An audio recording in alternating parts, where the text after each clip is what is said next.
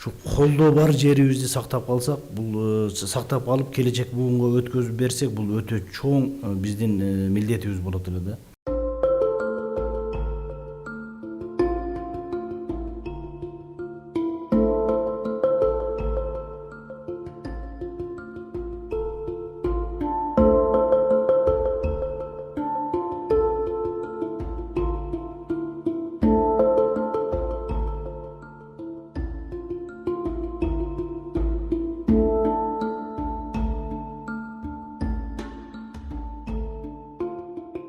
Бирок бизге белгисиз жагдайы ошо 8 жылдан кийин кандай көйлөр каяктан пайда болуп калды белгисиз.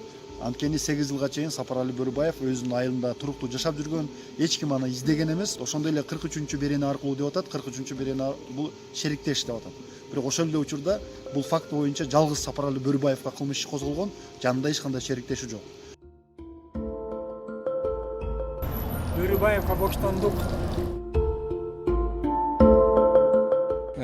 сүйлөгөн жазгандарын угуп көрүлө жүрөбүз. Ал патриот жигит, ал боштондукка чыгыш керек. Анан бир 12-жылдары кылмыш кылган эмес. Азыр 2020-жылы андай эле тың, андай эле өздөрү иш билги болсо, сот органдары эмне үчүн ошол 12-жылы козгобогон ишти 20-жылга келип такап атышат.